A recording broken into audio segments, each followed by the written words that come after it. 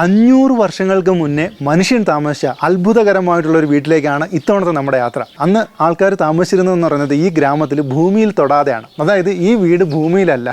കേൾക്കുമ്പോൾ തന്നെ ചിലപ്പോൾ വിശ്വസിക്കാൻ പ്രയാസമായിരിക്കും അല്ലേ?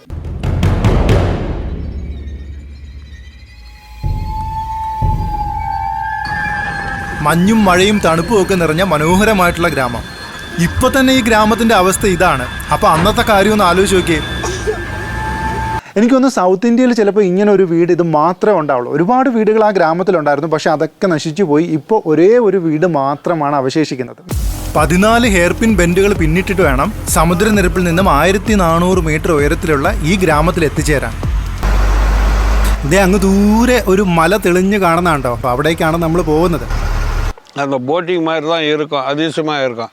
அந்த வீட்டுக்குள்ளே போனோன்னா ഇന്നത്തെ നമ്മുടെ ഗ്ലാസ് ബ്രിഡ്ജും എ ഹൗസും ട്രീ ഹൗസും കേവ് ഹൗസും ഒന്നും ഇതിൻ്റെ മുന്നിൽ ഒന്നും അല്ലെന്നുള്ളതാണ്. അപ്പോൾ ആ വീട്ടിലേക്കാണ് ഞാൻ നിങ്ങളെ കൂട്ടിക്കൊണ്ട് പോകുന്നത്.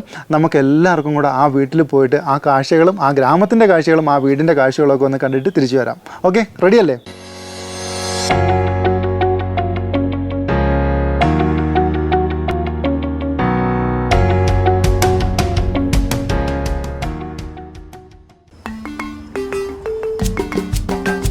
തിരുപ്പത്തൂർ ബസ് സ്റ്റാൻഡിലാണുള്ളത് കേട്ടോ. തിരുപ്പത്തൂർ എവിടെയാണെന്നായിരിക്കും ചിന്തിക്കുന്നത്. നമ്മുടെ തമിഴ്നാട്ടിൽ അവസാനമായിട്ട് ഫോം ചെയ്ത ഒരു ഡിസ്ട്രിക്റ്റാണ് തിരുപ്പത്തൂർ എന്ന് പറയുന്നത്. നമ്മുടെ ധർമ്മപുരിയുടെയും കൃഷ്ണഗിരിയുടെയും വെല്ലൂർ ഡിസ്ട്രിക്റ്റിൻ്റെയൊക്കെ ഇടയിലായിട്ടാണ് ഈ തിരുപ്പത്തൂർ ഡിസ്ട്രിക്റ്റ് വരുന്നത്. അപ്പോൾ അവിടെ ഞാൻ ബസ് സ്റ്റാൻഡിൽ ഇങ്ങനെ വെയിറ്റ് ചെയ്ത് നിൽക്കുകയാണ്. നമുക്ക് പോകാനുള്ള ബസ് 5:30ക്കാണ് വരുന്നത്. അപ്പോൾ അതിനായിട്ടുള്ള വെയിറ്റിംഗ് ആണ്. ബസ് സ്റ്റാൻഡിലാണ്. തിരുപ്പത്തൂർ നഗരാക്ഷി. തമിഴ് ഓക്കെ വാ ഫ്രണ്ട്സ്, എന്നോട് തമിഴ് ഓക്കെ വാ, റൈറ്റ് താനേ? ചില കാഴ്ചകൾ കാണുമ്പോഴേ നമുക്ക് വല്ലാത്തൊരു അസൂയ തോന്നും. ഇത് കണ്ടപ്പോൾ എനിക്ക് അങ്ങനെയാണ് തോന്നിയത്. എത്ര സുഖകരമായിട്ടാണല്ലേ അവർ കിടന്നുറങ്ങുന്നത്, ഒന്നും അറിയുന്നില്ല. ഞാൻ ഈ FM-ൽ വർക്ക് ചെയ്യുന്നതുകൊണ്ട് തന്നെ പല ബിഗ് ക്ലയൻസിനെ അപ്പോൾ അവരെയൊക്കെ കാണാൻ പോകുമ്പോൾ അവരുടെയൊക്കെ വീട്ടിലെ ബെഡൊക്കെ കാണുമ്പോൾ അതിശയിച്ചു പോകും കേട്ടോ. കോടികളും ലക്ഷങ്ങളൊക്കെ കൊടുത്തിട്ടാണ് ബെഡ് കോട്ട് ഒക്കെ നിർമ്മിച്ചിരിക്കുന്നത്. പക്ഷെ അതിൽ പലർക്കും രാത്രി ഉറക്കമില്ലെന്നുള്ളതാണ്. അപ്പോൾ ഇത് കണ്ടപ്പോൾ എനിക്ക് പെട്ടെന്ന് അതാണ് ഓർമ്മ വന്നത്. അതായത് മനുഷ്യൻ എത്ര കാശ് കൊടുത്ത് വലിയ കെട്ടിടവും ബെഡും ഒക്കെ ഉണ്ടാക്കിയിട്ടിട്ടും ഉറക്കം വന്നില്ലെങ്കിൽ എന്ത് കാര്യമല്ലേ? ഇതും ഒക്കെ ഇത്രയും വലിയ ബഹളത്തിനിടയിലും ഇത്രയും ഒരു സൗകര്യം ഇല്ലാതെ എന്ത് സുഖമായിട്ട് കിടന്നുറങ്ങുന്നു എന്നുള്ളതാണ്. അതൊക്കെ ഒരു ദൈവത്തിൻ്റെ ഒരു അനുഗ്രഹമാണ് കേട്ടോ. ഈച്ചകൾ മനുഷ്യനെ പോലെയാണോ? മനുഷ്യന് പൊതുവെ ഒരു ചെറിയ സ്വഭാവം ഉണ്ടല്ലോ, എന്തെങ്കിലുമൊക്കെ മൂടി വെച്ചാൽ അത് കാണാനായിട്ടുള്ള ഒരു ത്വര ഭയങ്കര കൂടുതലാണ്. ഈ ചേച്ചി ഇങ്ങനെ മുഖം മറച്ചു വെച്ചിരിക്കുന്ന കാരണം ഇവിടെയാണ് ഫുള്ള് ഈച്ചകൾ. എനിക്കൊന്ന് ആ ചേച്ചിയുടെ മുഖം ഒന്ന് കാണാൻ വേണ്ടിയിട്ടായിരിക്കും. അല്ലെങ്കിൽ നോക്കിയാൽ ചുറ്റുവട്ടത്തൊന്നും ഒറ്റ ഈച്ചയില്ല, എല്ലാ ഈച്ചയും ഇവിടെ തന്നെ ഉണ്ട്. അവസാനം ഞാൻ നമ്മുടെ ബസ് സ്റ്റാൻഡിൽ നമ്മൾക്ക് പോകേണ്ട പ്ലാറ്റ്ഫോമിൻ്റെ അടുത്ത് എത്തി. ഏലഗിരി മലൈ. ഇന്ന് നമ്മൾ ഏലഗിരിയിലേക്കാണ് പോകുന്നത്. യെസ് ഫ്രണ്ട്സ്, നമ്മൾക്ക് പോകേണ്ട ബസ് എത്തി. അപ്പോൾ ഇനി പതുക്കെ ബസ്സിലേക്ക് കയറിയിരിക്കാം. അധികം ആൾക്കാരൊന്നും ഇല്ല കേട്ടോ.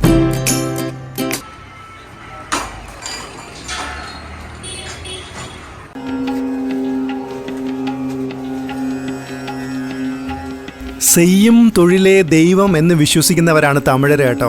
അതുകൊണ്ട് തന്നെ തൊഴിലിനോട് വല്ലാത്തൊരു ആത്മാർത്ഥതയാണ് തമിഴർക്ക്. അതാണ് ഇവിടെ നമുക്ക് കാണാൻ പറ്റുന്നത്. രാവിലെ ആ ബസ് ട്രിപ്പ് സ്റ്റാർട്ട് ചെയ്യുന്നതിന് മുന്നേ നോക്കിയാൽ കർപ്പൂരമൊക്കെ കത്തിച്ച് ചന്ദനത്തിരിയൊക്കെ കത്തിച്ച് ഒരു പോസിറ്റീവ് എനർജിയോട് കൂടിയാണ് അവർ ബസ് എടുക്കുന്നത് തന്നെ. കാരണം അവർക്ക് നല്ല ഉത്തമ ബോധ്യമുണ്ട് ഈ തൊഴിലാണ് അവരുടെ വീട്ടിലേക്കുള്ള അന്നം എന്നുള്ളത്.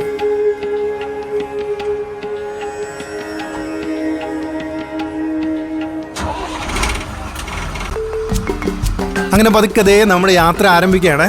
വളരെ കുറച്ച് യാത്രക്കാരുമായിട്ടാണ് ബസ് യാത്ര തുടങ്ങിയെന്ന് പറയാം.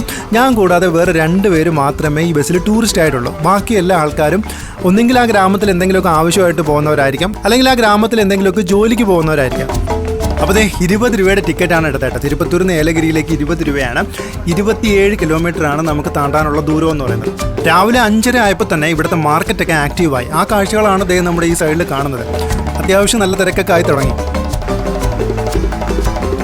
അങ്ങ് ദൂരെ ഒരു മല തെളിഞ്ഞ് കാണുന്നുണ്ടോ?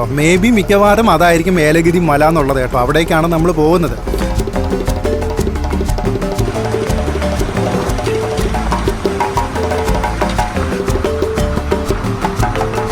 നമ്മൾ ആദ്യം കണ്ട കാഴ്ചയെ ശരിവെക്കും വിധം ബസ് വലത്തേക്ക് തിരിഞ്ഞിരിക്കുകയാണ്. അത് തന്നെയാണ് ഏലഗിരി മല കേട്ടോ. അവിടത്തേക്കാണ് ബസ് ഇപ്പോൾ തിരിഞ്ഞത്. ഇങ്ങനെയുള്ള മലയോര ഗ്രാമങ്ങളിലേക്ക്, അതായത് ഇത്തരം റിമോട്ടായിട്ടുള്ള പ്രദേശങ്ങളിലേക്ക് സാധനങ്ങളെല്ലാം പോകുന്നത് അവിടുത്തെ ആദ്യത്തെ ബസ്സിലായിരിക്കും കേട്ടോ. പാല്, പത്രം, പിന്നെ പച്ചക്കറി ഇതെല്ലാം പോകുന്നത് ഇവിടുന്ന് താഴ്ന്ന് ബസ്സിൽ, ഫസ്റ്റ് ബസ്സിൽ കയറ്റി വിടുകയാണ് ചെയ്യുന്നത്. അതാണ് ഇപ്പോൾ ഇതേ നമുക്ക് ഇവിടെ കാണാൻ കഴിയുന്നതെന്ന് പറയുന്നത്. ഓരോ ചാക്കായിട്ട് ബസ്സിൽ കയറ്റി വിടുക. അധികം താമസിയാതെ തന്നെ നമ്മൾ വന്നുകൊണ്ടിരുന്ന ആ 4 വരി പാത 2 വരിയായിട്ട് ചുരുങ്ങുന്നതാണ് ദേ ഇവിടെ നമുക്ക് കാണാൻ സാധിക്കുന്നത്. നമ്മളിത് മല കയറുമ്പോൾ തന്നെ ലെഫ്റ്റ് സൈഡിൽ വളരെ വ്യക്തമായിട്ട് എഴുതി വെച്ചിട്ടുണ്ട്. അതായത് 14 ഹെയർ പിൻ ബെൻസ് ആണ് ഈ വഴിയിലുള്ളത്. അതുപോലെ തന്നെ 1400 മീറ്റേഴ്സ് എബോവ് സീ ലെവലിലേക്കാണ് നമ്മൾ സഞ്ചരിക്കുന്നത്. അത് രണ്ടും ബോർഡിൽ വളരെ വ്യക്തമായിട്ട് തന്നെ അവിടെ എഴുതി വെച്ചിട്ടുണ്ടായിരുന്നേ. കേവലം 2 വണ്ടികൾക്ക് കഷ്ടിച്ച് കടന്നു പോകാൻ പറ്റുന്ന ഒരു പാതയിലൂടെയായി ഇപ്പോഴത്തെ നമ്മുടെ സഞ്ചാരം എന്ന് പറയാം. ഈ മലയോര ഗ്രാമത്തിലേക്ക് കയറുമ്പോൾ ഉള്ളൊരു ഫീലുണ്ടല്ലോ, അതായത് ആദ്യത്തെ ബസ്സിൽ ഇങ്ങനെ തണുത്ത കാറ്റൊക്കെ ഏറ്റ് ആ ബസ്സിൽ ചെറിയൊരു തമിഴ് പാട്ടൊക്കെ കേട്ട് പോകുന്നൊരു ഫീലെന്ന് പറയുന്നത് വേറെ ലെവലാണ് കേട്ടോ. തമിഴ്നാട്ടിൽ എവിടെ പോയാലും നമുക്ക് ഇങ്ങനെ കുറേ കാഴ്ചകളും കേൾവികളൊക്കെ കിട്ടും കേട്ടോ. വല്ലാത്തൊരു ഫീലാണതിന്.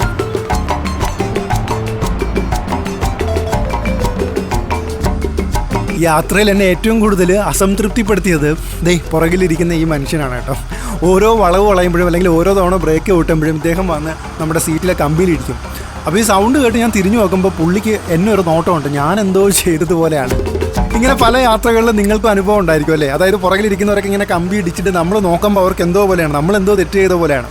അങ്ങനെ നിങ്ങൾക്കും അനുഭവം ഉണ്ടെങ്കിൽ ഉറപ്പായിട്ട് താഴെ കമൻ്റ് ഇടാൻ മറക്കണ്ട കേട്ടോ. കുറച്ച് കഴിഞ്ഞപ്പോൾ എനിക്ക് കാഴ്ചകൾക്കുപരി എന്നെ ഏറ്റവും കൂടുതൽ ആകർഷിച്ചതും അത്ഭുതപ്പെടുത്തിയതും നമ്മുടെ സാരഥിയാണ്. വല്ലാത്തൊരു കോൺഫിഡൻസ് ആണ് അദ്ദേഹത്തിന്. കാരണം ആ ഓരോ ഹെയർ പിൻ ബെൻഡും നമ്മൾ വിചാരിക്കും ഇപ്പോൾ തട്ടുമെന്ന് വിചാരിക്കുമ്പോൾ തട്ടാതെ ആ കറക്റ്റ് ആക്യുറേറ്റ് ആയിട്ട് വളച്ചെടുക്കും കേട്ടോ. അപ്പോൾ വർഷങ്ങളായിട്ട് ഓടിക്കുന്നതുകൊണ്ടായിരിക്കാം അല്ലേ, ഒരു ദിവസം തന്നെ 2-3 ട്രിപ്പൊക്കെ ഇതുവഴി പോകുന്നതുകൊണ്ടായിരിക്കാം ഇത്രയും ആക്യുറേറ്റ് ആയിട്ട് വളയ്ക്കാൻ സാധിക്കുന്നത്. അതുപോലെ എടുത്തു പറയേണ്ട ഒരു കാര്യം എന്ന് പറയുന്നത് ഈ 14 ഹെയർ പിൻ ബെൻസിലും ഒരൊറ്റ ഹെയർ പിൻ ബെൻഡ് പോലും പുള്ളി റിവേഴ്സ് എടുക്കേണ്ടി വന്നിട്ടില്ലെന്നുള്ളതാണ്. അത് എടുത്തു പറയേണ്ട ഒരു കാര്യം തന്നെയാണല്ലേ. ഏകദേശം മല കയറി മുകളിലെത്തിയപ്പോൾ തന്നെ താഴ്വാരങ്ങളുടെ അതിമനോഹരമായിട്ടുള്ള കാഴ്ച നമുക്ക് കാണാൻ കഴിഞ്ഞു എന്നുള്ളതാണ്. ഒരു സൈഡ് അഗാധമായ ഗർത്തവും മറു സൈഡ് മലനിരകളും. അങ്ങനെ ആ വഴിയിലൂടെയാണ് ദേ ഇപ്പോഴത്തെ നമ്മുടെ യാത്ര എന്ന് പറയാം.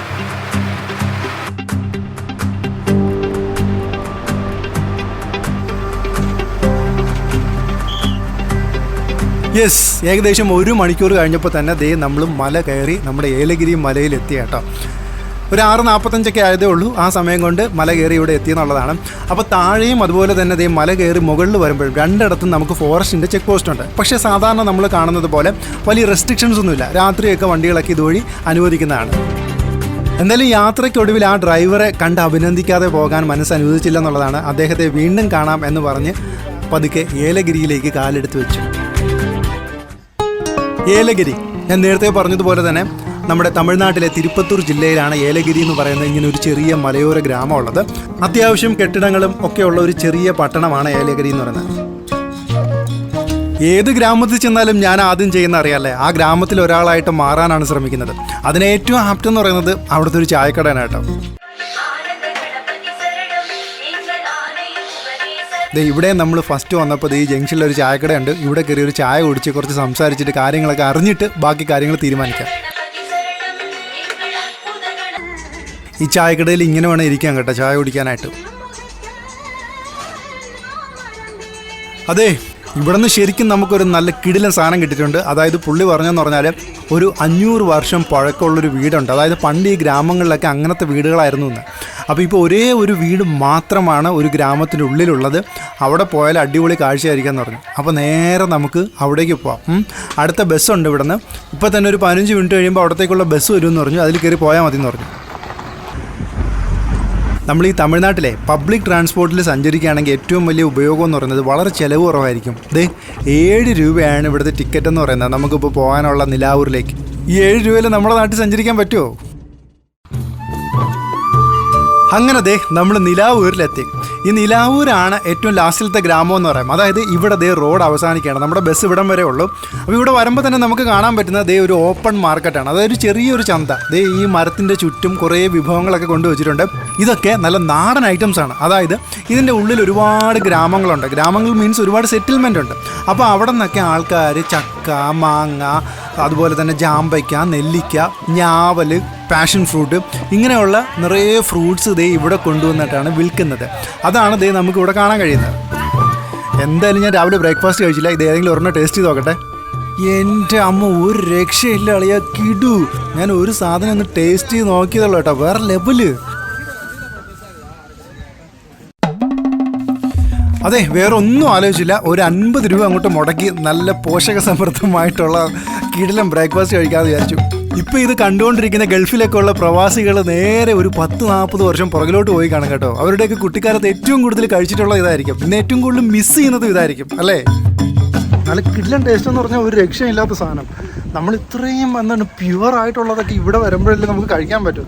കാടിനുള്ളിലൊക്കെ വിളയുന്ന ഫലങ്ങളാണ് ഇവർ കൊണ്ടുവന്ന് വിൽക്കുന്നത്. അപ്പോൾ അതുകൊണ്ട് തന്നെ അത്രയും പ്യുവറാണ്. അതിൻ്റെ പ്യുവറിൻ്റെ ഒരു ടേസ്റ്റ് വേറെ തന്നെയാണ് കേട്ടോ. യെസ്, അപ്പോൾ നമ്മളിപ്പോൾ നടക്കുന്നതെന്ന് പറയുന്നത് ഈ ഗ്രാമത്തിലെ തലൈവരെ കാണാനാണ് കേട്ടോ. തലൈവരുടെ വീട് ലാസ്റ്റാണെന്ന് പറഞ്ഞു. അപ്പോൾ ആ തലൈവർ മാത്രമാണ് ഇപ്പം പഴയ രീതിയിലുള്ളൊരു വീട് ഉള്ളത്. ഇദ്ദേഹത്തെയാണ് നമ്മൾ കാണാൻ വന്നത്. ഇദ്ദേഹത്തിൻ്റെ വീടാണ് നമ്മൾ കാണാൻ പോകുന്നത്. ആ അത്ഭുതകരമായിട്ടുള്ളൊരു വീടിൻ്റെ ഉടമയാണ് ദേ നിൽക്കുന്നത്. ഇദ്ദേഹം ഇവിടുത്തെ നാട്ടുപ്രമാണിയാണ്, നാട്ടിലെ പ്രധാനിയാണെന്ന് പറയാം. ஐயா வணக்கங்க. ஏலகிரி மலை நிலாவூரை சேர்ந்த கோயின்சாமி, முன்னாள் தலைவர். என்னை வந்து பச்சை சால்வைன்னு ஒரு ஷார்ட் பேரில் கூப்பிடுவாங்க. இப்போது எங்களது வந்து ஒரு பாரம்பரியான ஒரு வீடு ஒன்று உள்ளது. அந்த பாரம்பரியான வீடு வந்து ஒரு 500 வருஷத்துக்கு முன்னவே அது பெரியவங்களோட உருவாக்கப்பட்டு இருக்குது. ஒரு அதிசயமான ஒரு பொருளாகவே இருக்கும். യെസ് ഫ്രണ്ട്സ്, നമ്മളെല്ലാം കാത്തിരുന്ന ആ ഒരു അത്ഭുതകരമായിട്ടുള്ളൊരു കാഴ്ച, ലോകത്ത് ഇന്ന് വരെ നിങ്ങൾ ചിലപ്പോൾ കണ്ടിട്ടില്ലാത്ത ഒരു കാഴ്ചയാണ് ദേ നിങ്ങളുടെ മുന്നിലേക്ക് ഞാൻ തുറന്ന് കാട്ടാൻ പോകുന്നത്. അപ്പോൾ ആ അതിശയം നമുക്കൊന്ന് കണ്ടാലോ. എൻ്റെ അമ്മോ, ഹെവി, ഒരു രക്ഷയില്ലാത്ത സാധനം. ദേ നോക്കിയേ, ഇങ്ങനെ ഒരു വീട് നിങ്ങൾ ഇതിനു മുന്നേ എവിടെയെങ്കിലും കണ്ടിട്ടുണ്ടോ? എയറിലാണ് ഈ വീട് നിൽക്കുന്നത്. നോക്കിയേ, ഇത് 100-500 വർഷം മുന്നേ ആണ് ഇത് നിർമ്മിച്ചിരുന്നതെന്നാണ് പറയുന്നത് കേട്ടോ. അന്നത്തെ കാലത്ത് മനുഷ്യനൊന്നും അങ്ങനെ അധികം വസ്ത്രം ഉടുക്കാതെ, അതായത് കോണകം മാത്രം ഉടുത്തിരുന്ന കാലത്ത് ഇത് ശരിക്കും ഒരു അതിശയമായിരുന്നു എന്നാണ് പറയുന്നത്. ഇങ്ങനെ ഒരു സംഭവം എക്സ്പെക്ട് ചെയ്തില്ലല്ലോ, ഇങ്ങനെ ഒരു കാഴ്ചയെ വിചാരിച്ചില്ലല്ലോ. அந்த 500 வருஷத்துக்கு முன்னே பெரியவங்க, படிப்பு அறிவு இல்லாதவங்க, உடம்பால துணி இல்லாமே வாழ்ந்து இருக்காங்க. வெறும் முட்டி கோமணம் கட்டி, இடுப்பில் ஒரு துண்டை கட்டி, மேலே ஒரு காடாவை போட்டு வாழ்ந்து இருக்காங்க. அவங்க வந்து அதிசயமாக அதை பார்க்க போனால் இன்றைக்கி உலகத்தில் ஒரு பெரிய அற்புதமாக இருக்குது. என்ன இருக்குதுன்னா, ஒரு 4, 6, 8, 10 கல்லை வச்சு அது மேலே ஒரு பெரிய பீமை வச்சு, அந்த பீமு மேலே பூரா மரங்களாலேயே பரப்பப்பட்டது. இரும்போ மற்ற விதமான எந்த விதமான பொருளும் கிடையாது. அந்த மாதிரி அந்த வீட்டுக்கு உண்டானது தேக்கு மரம், நம மரம், இலுவடி மரம், இப்படி பல ஜாதி மரங்க. அந்த மரமெல்லாம் வந்து எங்கள் நிலத்துலேயே இருக்கும். அது பெரிய அந்த தேக்கு மரம் இன்றைக்கி ஒரு பீஸை பீமை எடுத்துக்கணுன்னா 1 லட்சம் ரூபாய்க்கு பொறுமையாகும். இந்த மரத்தை வச்சு அதில் வந்து களிமண், அந்த மண்ணை எடுத்து எல்லாம் போட்டு இடைவிடாத கையில் அடித்து திம்ஸு கொடுத்து அதை வந்து ഒരു അന്തര വീടാக കെട്ടിക്கிறாங்க, അന്തരക്കൊട്ടായ. ഈ വീടിന്റെ നിർമ്മിതി എങ്ങനെയാണെന്ന് വെച്ചാൽ, ആദ്യം നിലത്ത് 7-8 പാറക്കല്ലുകൾ നിരത്തും. ആ പാറക്കല്ലിന് മുകളിലായിട്ട് തേക്കും അതുപോലെ മറ്റു തടികളും ഒപ്പം തന്നെ കളിമണ്ണും ചേർത്ത് വെച്ചിട്ട് വലിയൊരു ബീം നിർമ്മിക്കും. അതാണ് നമ്മൾ ഈ കാണുന്ന ഒരു പ്ലാറ്റ്ഫോം എന്ന് പറയുന്നത്. ശരിക്കും ഇതിൻ്റെ ഒരു ബേസ് അതാണ്. എന്നിട്ട് പിന്നെ മണ്ണുകൊണ്ട് കെട്ടിപ്പൊക്കി മുകളിൽ പുല്ലുകൊണ്ട് മേഞ്ഞിട്ടാണ് ഇത്തരം വീടുകൾ നിർമ്മിച്ചിരുന്നത്. അപ്പോൾ ഇതിന് ആവശ്യമായിട്ടുള്ള തേക്കും മറ്റു മരങ്ങളും ഒക്കെ ഇവരുടെ പറമ്പിൽ തന്നെ ഉണ്ടായിരുന്നു എന്നാണ് പറയപ്പെടുന്നത്. എന്തായാലും വർഷങ്ങൾക്ക് മുന്നേ അല്ലേ, 100-500 വർഷങ്ങൾക്ക് മുന്നേ ഇങ്ങനെ 4 പാറക്കല്ലിൽ അല്ലെങ്കിൽ ഒരു 7 പാറക്കല്ലിലൊക്കെ ഇങ്ങനെ ഒരു വീട് തീർത്ത ആൾക്കാരൊക്കെ സമ്മതിക്കണം അല്ലേ. പല മൺവീടുകളും നമ്മൾ കണ്ടിട്ടുണ്ടല്ലേ, അത് തറയിൽ നിൽക്കുന്നതാണ്. പക്ഷേ ഇത് എയറിൽ നിൽക്കുന്ന ഒരു മൺവീട് ആദ്യമായിട്ടാണ് നമ്മളെല്ലാവരും കാണുന്നത്. അപ്പോൾ ഈ വീടിനെ പറയുന്ന പേരാണ് അന്തരക്കോട്ടായി. அந்த அந்தரக்கோட்டாய் எதுக்குன்னா, ஆதி காலத்துலலாம் நிறைய மழை பெய்யும். அப்போ பனிவரகு தெனங்கதிர் இந்த கதிரெல்லாம் வந்து அறுவடை வர நேரத்தில் 8 நாள் 10 நாள் விடாத பேயும். அப்போல்லாம் வந்து மண் வீடு தான் இருக்கும்.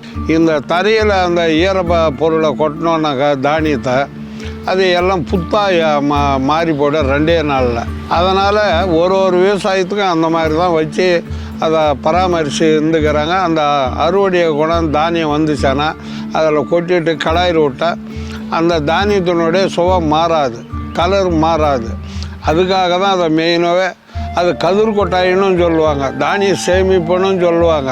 அதுக்காக தான் 90% அந்த வீடை கட்டி വച്ചിരിക്കുകയാണ്. എന്തിനാണ് ഇനി ഈ വീട് ഇത്തരത്തിലുള്ള വീടുകൾ നിർമ്മിച്ചിരുന്നു എന്നുള്ളതാണ് അദ്ദേഹം പറഞ്ഞത്. അപ്പോൾ വർഷങ്ങൾക്ക് മുന്നേ ഇവിടെയൊക്കെ നല്ല മഴ പെയ്യുന്ന സമയമായിരുന്നു. അപ്പോൾ അതുകൊണ്ട് തന്നെ നമുക്ക് ഇന്നത്തെ പോലെ ഈ ഫുഡൊന്നും നമുക്ക് കടയിൽ നിന്ന് ഓർഡർ ചെയ്താൽ കിട്ടത്തില്ല, അതുപോലെ സാധനങ്ങളൊന്നും നമുക്ക് കടയിൽ പോയി വാങ്ങാൻ പറ്റാത്തൊരു സമയമായിരുന്നത്. അപ്പോൾ അന്നത്തെ കാലത്ത് ഈ ഭക്ഷണത്തിന് വേണ്ടിയിട്ട് ഇത്തരം ധാന്യങ്ങൾ കൊയ്ത്തൊക്കെ കഴിഞ്ഞിട്ട് സൂക്ഷിച്ച് വെക്കാൻ വേണ്ടിയിട്ടായിരുന്നു ഇങ്ങനെ ഒരു വീട് പണിതത്. അതായത് സാധാരണ ഇവരൊക്കെ താമസിച്ചിരുന്നതെന്ന് പറയുന്നത് ഇതുപോലത്തുള്ള മൺവീടുകളിലായിരുന്നു. ഈ മൺവീടുകൾ എന്നൊക്കെ പറയുന്നത് തറയിലാണല്ലോ. അപ്പോൾ അതുകൊണ്ട് തന്നെ അന്ന് അത്രയും മഴയൊക്കെ ഉണ്ടായിരുന്നത് കൊണ്ട് ഈ വീട്ടിലൊക്കെ എപ്പോഴും ഈർപ്പം നിലനിൽക്കും, അല്ലെങ്കിൽ വെള്ളം കയറും. അപ്പോൾ അതുകൊണ്ടൊക്കെ തന്നെ ഈ ധാന്യങ്ങൾ സൂക്ഷിച്ച് വെക്കാൻ വേണ്ടിയിട്ടാണ് ഇത്ര ഹൈറ്റിൽ ഇങ്ങനെ ഒരു വീട് നിർമ്മിച്ചതെന്നാണ് പറയുന്നത് കേട്ടോ. அந்த போட்டிங் மாதிரி தான் இருக்கும், அதிசயமாக இருக்கும். அந்த வீட்டுக்குள்ளே போனோன்னா நம்ம ஏசி என்ன போடுறோமோ அந்த ஏசியோட கூலிங் ஓவராக இருக்கும். ഒരു ബോട്ടിൻ്റെ ഷേപ്പിലല്ലേ ഈ വീട് ഇരിക്കുന്നത്, അതാണ് അദ്ദേഹം പറഞ്ഞ കേട്ടോ. നമ്മൾ നോക്കുമ്പോൾ കറക്റ്റ് ഒരു ബോട്ടിൻ്റെ ഷേപ്പിലാണല്ലേ. അതുപോലെ തന്നെ ഇത് കല്ലും മണ്ണും കമ്പും ഒക്കെ കൊണ്ട് നിർമ്മിച്ചിരിക്കുന്നതുകൊണ്ട്, പ്രകൃതിയുടെ വിഭവങ്ങൾ മാത്രം കൊണ്ട് നിർമ്മിച്ചിരിക്കുന്നത് കൊണ്ട് തന്നെ ഇതിനകത്ത് കയറിയാൽ എ സിയെക്കാളും തണുപ്പാണെന്നാണ് അദ്ദേഹം അഭിപ്രായപ്പെട്ടത് കേട്ടോ. ശരിക്കും ഞാനിവിടെ നിൽക്കുമ്പോൾ എനിക്കും അതാണ് ഫീൽ ചെയ്യുന്നത്. അത്യാവശ്യം നല്ല കൂളിംഗ് ഉണ്ട് ഇതിനകത്ത്. ഇன்றைக்கி அந்த வீடை கட்டணுன்னா லட்சக்கணக்கு ஆகுது. அதை மட்டும் அந்த மேல்கூரையை மட்டும்தான் எடுக்க முடியும், மற்றதெல்லாம் எதுவும் ஆல்டேஷன் கிடையாது. அது ஆதி காலத்தில் போட்ட மரங்க தான், ஒரு 500 வருஷத்துக்கு முன்னே போட்ட மரங்க. ഇന്ന് ഇതുപോലത്തെ ഒരു വീട് നിർമ്മിക്കണമെങ്കിൽ ലക്ഷക്കണക്കിന് കാശാകുമെന്നാണ് അദ്ദേഹം അഭിപ്രായപ്പെടുന്നത്. കാരണം നമുക്കറിയാമല്ലോ, ഇത് മൊത്തം തേക്കും മറ്റു വില കൂടിയ തടികളും ഒക്കെയാണ്. അപ്പോൾ അതുകൊണ്ട് തന്നെ വളരെ കോസ്റ്റ്ലി ആണ് ഇന്ന് ഇത്തരത്തിലൊരു വീട് നിർമ്മിക്കുക എന്നുള്ളത്. அது எங்களுக்கு வந்து அந்த நேரத்தில் ஒரு 200 300 500 வருஷத்துக்கு முன்னே அதுதான் எங்களுக்கு ஒரு கெஸ்ட் ஹவுஸாகவும் பயன்படுத்திக்கிறாங்க, தானிய கிடங்காகவும் பயன்படுத்திக்கிறாங்க பெரியவங்க. இப்போது நான் 96 தலைவருங்க. 96 தலைவர் என்னும்போது அன்றைக்கி ஐயா அவங்க கலெக்டருங்க அதிகாரிங்கெல்லாம் வீட்டில் வருவாங்க. வீட்டான வரும்போது இந்த வீட்டை பார்த்து அதிசயமாக என்ன சொல்லுவாங்க, இந்த வீட்டை வந்து பாதுகாக்கணும் அப்படின்ட்டு அதிகாரிங்க சொல்லுவாங்க. சரி, அதுக்காகவே இப்போ அந்த வீட்டை பராமரிச்சுக்கின்னு இருக்கிறோம். இன்றைக்கி அந்த 96 இன்றைக்கி 2023 வருடமாக இப்போ அது தொடர்ந்து ஓடிக்கின்னு இருக்குது. അപ്പോൾ ഇത്തരം അന്തരക്കോട്ടായ് എന്ന് പറയുന്ന ഇത്തരം വീടുകൾ അന്നത്തെ കാലത്ത് ഇങ്ങനെ ധാന്യപ്പുരകളായിട്ട്, അതായത് കൊയ്ത്ത് കഴിഞ്ഞിട്ടൊക്കെ ധാന്യങ്ങൾ കൊണ്ടുവന്ന് സൂക്ഷിക്കുന്ന പുരകളായിട്ടും, അതുപോലെ തന്നെ വരുന്ന ഗസ്റ്റിന് താമസിക്കാൻ വേണ്ടുന്ന ഗസ്റ്റ് ഹൗസ് ആയിട്ടും ഇതിനെ കണ്ടിരുന്നു എന്നുള്ളതാണ്. വർഷങ്ങൾക്ക് മുന്നേ ഈ ഗ്രാമത്തിലെത്തിയ കളക്ടറും മറ്റു പ്രമുഖരും ഒക്കെ ഈ വീട് വന്ന് കാണുകയും അദ്ദേഹത്തിൻ്റെ അടുത്ത് ഈ വീട് ഇങ്ങനെ മെയിൻറ്റെയിൻ ചെയ്ത് കൊണ്ടുപോകണം എന്ന് അഭിപ്രായപ്പെടുകയും ചെയ്തു. അതുകൊണ്ടൊക്കെ തന്നെയാണ് ഇത്രയും കഷ്ടപ്പെട്ടിട്ടാണെങ്കിലും ഇദ്ദേഹം ഈ വീട് ഇങ്ങനെ നിലനിർത്തി കൊണ്ടുപോകുന്നതെന്നാണ് പറയുന്നത് കേട്ടോ. ஏலகிரி மலை 14 கிராமம். அந்த 14 கிராமத்தில் கூட இந்த வீடு எங்கேயும் கிடையாது. அது இப்போது தற்காலிகமாக இப்போ அதிகாரிகளுடைய வார்த்தையை கேட்டு இப்போ ஓடினே இருக்குது. அதுவும் இப்போ இன்னும் கொஞ்சம் நாளில் நாமளாம் அதை பராமரிக்க சக்தி வசதி இல்லாத இதில் அதை தவறதுக்கு கூட வாய்ப்பு இருக்கலாம். அதாங்க இது ஒரு காலகட்டம். അപ്പോൾ അദ്ദേഹം പറയുന്നത് എന്താണെന്ന് വെച്ചാൽ, പണ്ട് 14 ഗ്രാമങ്ങളിലും ഇതുപോലെ നിറയെ വീടുകളായിരുന്നു. ഇന്ന് അതെല്ലാം നശിച്ചു പോയി. ഇന്ന് ഈ 14 ഗ്രാമങ്ങൾക്കും കൂടി ആകെ ഒരൊറ്റ വീടേ ഉള്ളൂ. അപ്പോൾ ഇത് നിലനിർത്തിക്കൊണ്ട് പോകുന്നത് തന്നെ വളരെ കഷ്ടപ്പെട്ടിട്ടാണ്. ഇത്രയും കാലമൊക്കെ ഇതിങ്ങനെ കൊണ്ടുപോയി. ഇനി എത്ര കാലം ഇത് കൊണ്ടുപോകാൻ പറ്റുമെന്നുള്ള അറിയത്തില്ല. കാരണം നമുക്കറിയാമല്ലേ, ഇത്രയും വലിയൊരു നിർമ്മിതിയൊക്കെ മെയിൻറ്റെയിൻ ചെയ്ത് കൊണ്ടുപോകാൻ എന്ന് പറയുന്നത് വളരെ പ്രയാസമുള്ളൊരു കാര്യം തന്നെയാണ്. അത്രയ്ക്കും കോസ്റ്റ് വരുന്ന ഒരു കാര്യം തന്നെയാണ്. അപ്പോൾ അദ്ദേഹത്തിൻ്റെ ഒരു റിക്വസ്റ്റ് എന്ന് പറയുന്നത് ഗവൺമെൻറ്റൊക്കെ ഏറ്റെടുത്തിട്ട് ഇതിനാവശ്യമായ ധനസഹായമൊക്കെ നൽകണം, ഇല്ലെങ്കിൽ ഇതിങ്ങനെ നശിച്ചു പോകും എന്നുള്ളതാണ്. അപ്പോൾ ഇനി എനിക്ക് നിങ്ങളോടാണ് പറയാനുള്ളത്. എൻ്റെ ഒരു റിക്വസ്റ്റാണ്, അതായത് രാജ്യസ്നേഹം എന്ന് പറയുന്നത് ക്രിക്കറ്റ് കളിയിൽ മാത്രം വേണ്ടുന്ന കാര്യമല്ല. ഇത് നമ്മുടെ രാജ്യത്തിൻ്റെ ഒരു പൈതൃക സ്വത്താണ്, പൈതൃക സമ്പത്താണ്. ഇതൊക്കെ നിലനിന്ന് പോകേണ്ടതും നമ്മുടെ രാജ്യസ്നേഹത്തിൻ്റെ ഭാഗമാണ്. അപ്പോൾ അതുകൊണ്ട് തന്നെ ഈ ഒരു വീഡിയോ മാക്സിമം എല്ലാവരും ഷെയർ ചെയ്യണം, മാക്സിമം സപ്പോർട്ട് ചെയ്യണം. നമ്മുടെ ബഹുമാനപ്പെട്ട തമിഴ്നാട് മുഖ്യമന്ത്രിയുടെ കയ്യിലും അതുപോലെ തന്നെ ജില്ലാ കളക്ടറുടെ കയ്യിലും ഒക്കെ ഈ വീഡിയോ എത്തുന്നത് വരെ, ഇതിൻ്റെ ഒരു ഇമ്പോർട്ടൻസ് അവർക്ക് മനസ്സിലാകുന്നത് വരെ നിങ്ങളൊക്കെ മാക്സിമം ഷെയർ ചെയ്യുക. ഹായ് തമിഴ് നண்பர்கள், ഉങ്ങളും വന്ന് കണ്ടിപ്പാ ഇത് ഷെയർ പണണം, കണ്ടിപ്പാ ഇത് സപ്പോർട്ട് പണണം. അപ്പോൾ ഈ അന്തരക്കോട്ട എന്ന് പറയുന്ന ഈ ഒരു വലിയ നിർമ്മിതിയുടെ വീഡിയോ നിങ്ങൾക്കെല്ലാം ഇഷ്ടപ്പെട്ടെന്ന് വിചാരിക്കുന്നു. ഇഷ്ടപ്പെട്ടെങ്കിൽ ഉറപ്പായിട്ട് ലൈക്കും കമൻസും ഒക്കെ രേഖപ്പെടുത്തുക. ഇത് നമ്മുടെ ഏലഗിരിയുടെ ഫസ്റ്റ് എപ്പിസോഡാണ്. അപ്പോൾ ഇനി ഏലഗിരിയിൽ മറ്റൊരാളെ കൂടെ നമുക്ക് പരിചയപ്പെടാം. Hi friends, I am Vijay Kumaresh. ஏலகிரின்ற இந்த டூரிஸ்ட் பிளேஸில் நான் என்ன பண்ணுறேன்னா, இந்த கேம்ப் அப்படி ஸ்டே ஒன்று கொடுத்து அவங்களுக்கு அந்த camp fire, night food, music dance இந்த ப்ரோக்ராம் பண்ணி அவங்கள என்டர்டெயின் பண்ணி அனுப்புகிற ஒரு ஜாபை സ്വന്ത ബിസിനസ്സാണ് പണിയിട്ടിരിക്കാൻ. അപ്പോൾ ഇദ്ദേഹമാണ് ഇനി നമ്മുടെ സെക്കൻഡ് എപ്പിസോഡിൽ കാഴ്ചകൾ കാണിക്കാനായിട്ട് നമ്മളെ കൂടെ കൂട്ടിക്കൊണ്ടു പോകുന്നത്. അപ്പോൾ ആ എപ്പിസോഡിനായിട്ട് എല്ലാവരും വെയിറ്റ് ചെയ്യുമെന്ന് വിശ്വസിക്കുന്നു. അപ്പോൾ ഇതുപോലുള്ള വീഡിയോസാണ് നമ്മുടെ ചാനലിൽ അപ്ലോഡ് ചെയ്യുന്നത്. അപ്പോൾ ഫസ്റ്റ് ടൈമാണ് നിങ്ങൾ ചാനൽ കാണുന്നതെങ്കിൽ സബ്സ്ക്രൈബ് ചെയ്യാനും ഒപ്പം തന്നെ ബെല്ലൈക്കൺ പ്രസ് ചെയ്യാനും മറക്കണ്ട. അപ്പോൾ അതുപോലെ തന്നെ എൻ്റെ ഫേസ്ബുക്ക് പേജും ഇൻസ്റ്റയിലും ഞാൻ യാത്രാ വിവരണങ്ങളും കുറേ വീഡിയോകളൊക്കെ അപ്ലോഡ് ചെയ്യുന്നതായിരിക്കും. അപ്പോൾ പറ്റുന്നുള്ളവർ അതും കൂടെ ഫോളോ ചെയ്തേക്കണം.